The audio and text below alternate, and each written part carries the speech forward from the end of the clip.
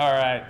And now for all you bourbon guys, we're going to finish this thing up with a mocktail old-fashioned. Yes, we're using some Bear Zero Proof bourbon, NA spirit inspired by bourbon-style whiskey.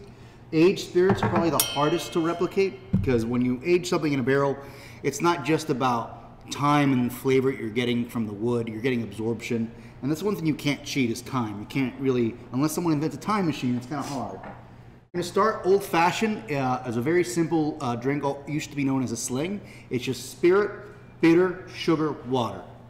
So we're going to use some El Guapo Chicory Pecan bitters. So it's the non-alcoholic bitters, kind of like your traditional Angostura, but with a little bit of some New Orleans flavors in there with the Chicory Pecan, about 4 to 5 heavy dashes.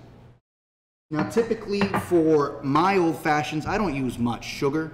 About a bar spoon, which is anywhere from 1/8 of an ounce to 1/16 of an ounce. But as I said before, these zero proof NA spirits, at least Bear, are very dry. There's not a lot of sugar. So I'm using a 1/2 ounce of rich syrup. Now you can use simple syrup. I like either rich or a gum syrup. Why is that? Because, for example, this is a gum syrup where you're thickening the syrup with Arabic gum. That's going to add a little bit of weight to your cocktail. It's going to have a little pleasant mouthfeel. Usually when you have a stirred drink, so drinks that are mostly alcohol, you kind of want that heaviness. And 2 ounces of our Bear Zero Proof bourbon. Something else about this bourbon is it kind of needs a little bit of orange oil. And I'm going to garnish the drink with some, but to get a little started, I'm going to throw some orange oil in the drink before I mix it. Okay. So now, the peel. Yeah, we're mostly interested in the oils that is in the surface of the peel. Those essential oils are very perfumey, adds a lot of aroma.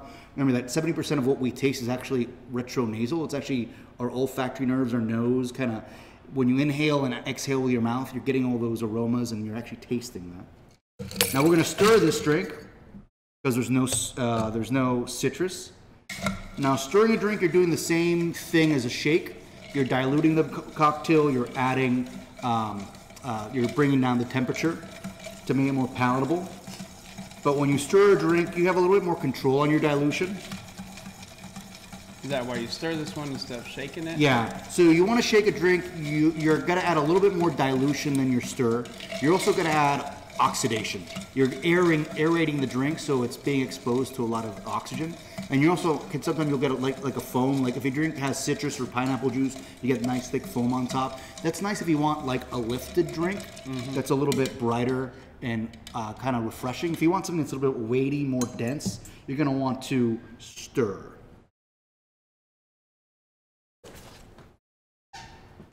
So your old fashions, your Negronis, your Manhattans, those are typically the types of drinks you're going to want to stir.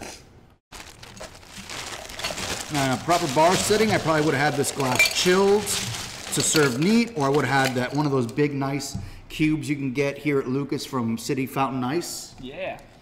Support local. The Main Street or Truman spheres.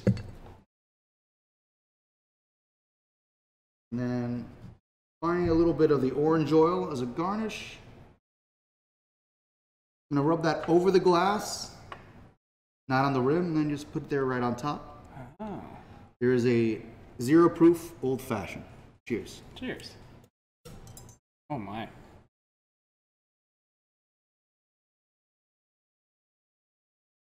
Oh yeah, that's tasty. Yeah, you bourbon guys would love that.